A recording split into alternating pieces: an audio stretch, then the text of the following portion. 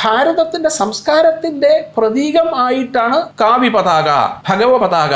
ഇത് സ്വാതന്ത്ര്യത്തിന് തൊട്ട് മുമ്പ് 1931 ജൂലൈ 31 പതാക നിർണയ കമ്മിറ്റി കോൺഗ്രസ് ഉണ്ടാക്കിയത്. ആ പട്ടാഭി സീതാരാമയ്യ ആന്ധ്രാക്കാരനാണ് അദ്ദേഹം. അന്നത്തെ കോൺഗ്രസിന്റെ ദേശീയ അധ്യക്ഷനാണ് അദ്ദേഹം, AICCയുടെ അധ്യക്ഷനാണ്. പട്ടാഭി സീതാരാമയ്യയും ജവഹർലാൽ നെഹ്റുവും പട്ടേലും എല്ലാം അടങ്ങുന്ന 7 അംഗ കമ്മിറ്റി, അതാണ് ദേശീയ പതാക നിർണയ കമ്മിറ്റി. ആ ദേശീയ പതാക ഭാരതം സ്വതന്ത്രമാകും. അപ്പോൾ ഒരു രാഷ്ട്രം എന്നുള്ള നിലയ്ക്ക് അതിനൊരു പതാക വേണം. ആ കമ്മിറ്റി ജനങ്ങളുടെ അഭിപ്രായം സ്വരൂപിച്ച് ജൂലൈ 31 മുന്നേ ഇത് കേന്ദ്ര കമ്മിറ്റിക്ക് സമർപ്പിക്കണം. ഭാരതത്തിന്റെ ദേശീയ പതാക എന്താ? പട്ടാഭി സീതാരാമയ്യ അധ്യക്ഷനായിട്ടുള്ള ആ സമിതി നിർണയിച്ചത് കാവ്യ പതാകയായിരിക്കണം ഭാരതത്തിന്റെ ദേശീയ പതാക. ചർക്കാങ്കിതമായ കാവ്യ പതാക, നീല നിറത്തിലുള്ള ചർക്ക ആലേഖനം ചെയ്ത കാവ്യ പതാക ആയിരിക്കണമെന്ന് ഏകകണ്ഠമായി തീരുമാനിച്ചാണ്. പിന്നീട് എന്ത് സംഭവിച്ചു എന്ന് നമുക്കറിയില്ല. എന്താണെങ്കിലും സ്വതന്ത്ര ഭാരതത്തിന്റെ പതാകയായി കാവിയും പച്ചയും വെള്ളയും വരുന്ന ത്രിവർണ്ണ പതാക ആണ് നിലവിൽ വന്നത്. ആ ത്രിവർണ്ണ പതാക ആരെങ്കിലും എതിർത്തെങ്കിൽ അത്